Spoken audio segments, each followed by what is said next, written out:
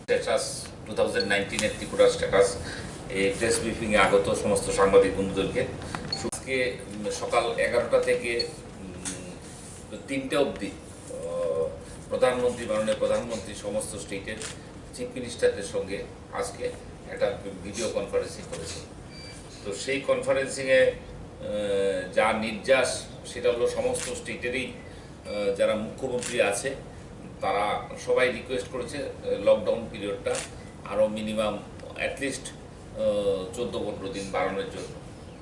তো তো এখানে কোনো ডিসিশান হয়নি। তো প্রধানমন্ত্রী বলেছেন যেহেতু সমস্ত স্টেটগুলি বলছে তো সেটার জন্য চিন্তা করার জন্য।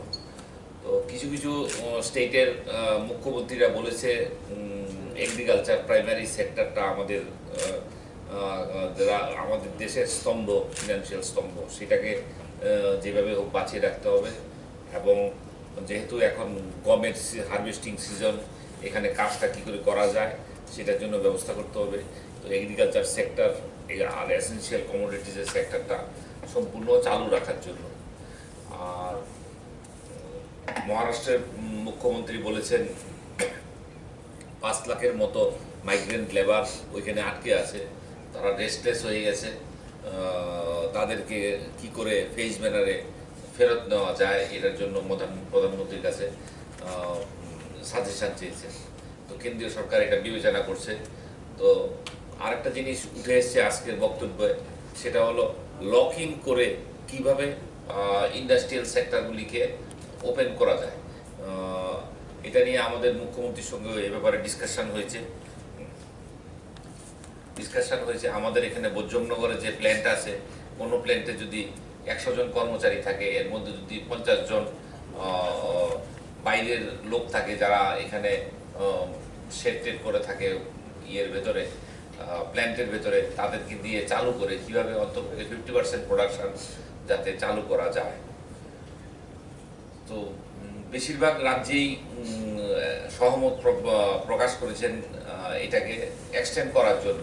তো যতটুকু সম্ভব আজকে যেটা আমরা ইমপ্রেশন পেলাম প্রধানমন্ত্রীর, তো খুব সম্ভবত লকডাউন আমাদের মতো বাড়বে। তো আমরা ফেজ ম্যানারে আমরা তো লকডাউন এতটা আমরা করতে পারবো না, ফিনান্সিয়ালি বিয়ার করতে পারবো না। তো কি করে ফেজ ম্যানারে আমাদের কাজগুলিও যাতে চালানো যায় সেটার জন্য আমাদের মাননীয় মুখ্যমন্ত্রী সব ডিপার্টমেন্টের যে প্রধান যারা আছে তাদেরকে বলেছেন ইমিডিয়েটলি প্ল্যান করে কিভাবে আমরা এটা চালু করতে পারি। বিশেষ করে ব্রিক ক্লিনের কয়লাটা যেভাবে হোক আনতে হবে, না চলে 1 বছরের জন্য আমাদের ডেভেলপমেন্ট ওয়ার্ক বন্ধ হয়ে যাবে। সুতরাং ব্রিক ক্লিনটা চালু করতে হবে। সমস্ত প্রোডাকশন ফ্যাক্টরি যেটা আছে একটা নির্দিষ্ট পরিমাণে অ্যাটলিস্ট 50% লেভেলে কাজকর্মগুলি শুরু করতে হবে।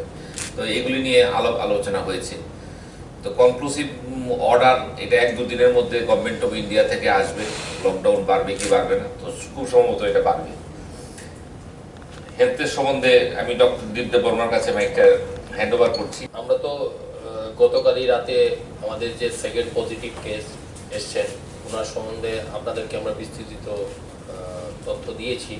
তাছাড়া কিছু তথ্য ছিল যেটা বলেছিলাম যে আজকের দিনে দেব, আপনাদের সামনে তুলে ধরবো।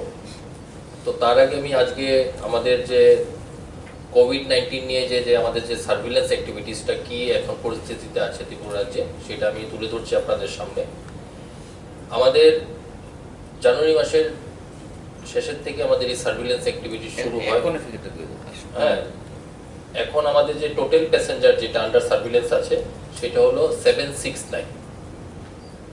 তার মধ্যে হোম কোয়ারেন্টাইন আছে 613 এবং ফেসিলিটি কোয়ারেন্টাইন আছে 156।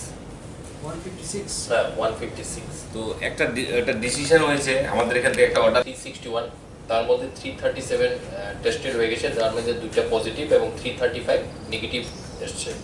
তাছাড়াও আমাদের কাছে আজকে কি টেস্ট করা হয়েছে? আজকে যে টেস্টগুলি হচ্ছে, আজকের টেস্টগুলি হলো আমাদের যে প্রথম যে পজিটিভ পেশেন্টের সাথে যে হাসপাতাল যে আমাদের হেলথ ওয়ার্কাররা ছিলেন যারা হাই রিস্ক কন্ট্যাক্টে ছিলেন 7 জন, যে যারা গীতাঞ্জলিতে ছিল ওদের স্যাম্পল কালেক্ট হয়েছে, তো ওদের টেস্টিং আন্ডার প্রসেস চলছে, হয়তো আমরা লেট নাইট অবধি আজকে রিটার্ন রেজাল্টও আমরা পেয়ে যাব। তাছাড়া আজকে টোটাল 9 জনের স্যাম্পল নর্থ ডিস্ট্রিক্ট থেকে আসছে। যে সেকেন্ড কেসটা যে পজিটিভ এসছে ওর সাথে যারা একদম কন্ট্যাক্টসে ছিলেন, ক্লোজ কন্ট্যাক্টসে ছিলেন, তো ওইটা আমরা আইডেন্টিফাই করে নিয়েছি মোটামুটি এখন অবধি যারা ওর কন্ট্যাক্টে ছিল। তো ওদের মধ্যে 9 জনের স্যাম্পল নেওয়া হয়েছে যারা ক্লোজ কন্ট্যাক্ট বেশি ছিল। তো ওদের sample already on the way to Agartala. তো বাই রাত্রে 9টা-10টার মধ্যে আগরতলায় পৌঁছে যাবে। পৌঁছে যাওয়ার পরে সেটা টেস্টিং ব্যবস্থা হবে, যেটা ধর্মনগরের থেকে অলরেডি আসছে। আর তাছাড়া গতকাল কেস যেটা পজিটিভ পাওয়া গেছে তার জন্য যে আমরা যে কন্ট্যাক্ট লিস্টটা যেটা আমরা পেয়েছি আজকে সকালের মধ্যে, আমাদের কন্ট্যাক্ট লিস্টে প্রায় আমরা অ্যারাউন্ড 35 জনকে আমরা আইডেন্টিফাই করেছি, টোটাল 35। হ্যাঁ, 35 আইডেন্টিফাই করেছি। তো তাদেরকে অলরেডি কোয়ারেন্টাইনে রেখে দেওয়া হয়েছে। আর এই 35 জনেরই হেলথ স্ট্যাটাস খোঁজখবর নেওয়া হয়েছে, সবাই অ্যাসিম্পটোমেটিক, ওদের মধ্যে এরকম কোনো সিমটমস নেই। আর বাকি ওর মধ্যে যে 9 জন একদম ক্লোজ ছিল ওদের স্যাম্পল এখন আসছে। এটা হলো লেটেস্ট হলো হেলথ স্ট্যাটাস। আর 289 যারা হোম কোয়ারেন্টাইনে আছেন এবং যারা ইনস্টিটিউশনাল কোয়ারেন্টাইনে আছেন সবাইকেই 1 সপ্তাহের মধ্যে সবার একটা টেস্ট করে নেওয়ার জন্য। আর সবাইকে যদি আমরা একটা টেস্ট করি, টেস্টের সংখ্যাটা আমাদের একটু কম আসছে। আমরা এখন অবধি 361টা স্যাম্পল 361টা স্যাম্পল নিয়েছি এবং 337টা স্যাম্পল টেস্ট করা হয়েছে। তো বাকি যারা কোয়ারেন্টাইনে আছে সমস্ত ডিস্ট্রিক্টে হেডকোয়ার্টারের থেকে, তো 1 সপ্তাহের মধ্যে আমরা সমস্ত টেস্টগুলি পিসিআর টেস্ট যেটা আছে, ফুল টেস্ট যেটা আছে সেই টেস্টটা আমরা করে নেব। পাশাপাশি আমাদের গোমতীর যেই এলাকাতে এই পেশেন্টটা পাওয়া গেছে এর 1 কিলোমিটারের মধ্যে যে সমস্ত পরিবার আছে এর 10% র্যান্ডম বেসিসে 10% পরিবারের আমরা চেক করব। এছাড়াও এই মার্চ মাসের থেকে আমাদের পিএসসি সিএসসি যেখানে যে যারা পেশেন্টটা ট্রিটমেন্ট করাতে এসছে, যারা রেসপিরেটরি প্রবলেম, ফিভার, সর্দি, কাশি, এরকম যারা যে সমস্ত কেস থাকে রেকর্ড থেকে পিএসসি সিএসসি রেকর্ড রেজিস্টার থেকে নাম বের করে এই আমাদের আশা কর্মীরা র্যান্ডম বেসিসে ওদের বাড়ি যাবেন, গিয়ে ওদের যে ডিটেল হেলথ হিস্ট্রি যেটা আছে সেই হিস্ট্রিটা আমাদের কাছে পাঠাবেন। এরপরও যদি ওদের মধ্যে যদি কোনো অ্যাবনর্মাল কোনো কেস থাকে তাহলে গত মার্চ মাস থেকে যে যাদের রেসপিরেটরি প্রবলেম ছিল, ফিভার, কাফ যেগুলি ছিল এগুলিরও আমরা একটা 10% থেকে 15% টেস্ট আমরা এগুলি করব। এগুলির রিপোর্ট আমরা প্রতি মাসে আইডিএসপির রিপোর্ট আমরা পাই। প্রতিটা হসপিটালে কীরকম ধরনের ট্রেন্ড আছে, কি এখন কি ট্রেন্ড আছে, কি রোগের চিকিৎসা বেশি করা হচ্ছে, তো এই সমস্ত ট্রেন্ডগুলি যেগুলি দেখে আমরা এগুলি টেস্ট করাবো সুন্দরী এক্সপ্রেসে। এবং 18 তারিখ রাত্র 10:30 নাগাদ গীতারানী কর্মকার এবং সতীশ কুমার এই দুজন যেখানে আছে ওরা সম্পূর্ণ মানে স্টেবল, ওদের মধ্যে কোনো ইয়ে নেই। তো আশা করি গীতারানী কর্মকার যদি আরেকটা টেস্টে মতো খুব সুন্দর নেগেটিভ চলে আসতে পারে, আর ওরও একদম পজিটিভ, মানে কোনো ভালো শরীর টরীর ভালো, কোনো জ্বর টর সর্দি কাশি সেরকম কোনো কিছু লক্ষণ নেই। তো আমরা আশাবাদী ওরা অ্যাকচুয়ালি অ্যাসিম্পটোমেটিক কেরিয়ার হিসাবে কাজ করছে আর কি। তো তাদের থেকে যতক্ষণ না পর্যন্ত 2 বার নেগেটিভ রেজাল্ট না আসে ততক্ষণ অবধি আমরা ওদেরকে ছাড়বো না।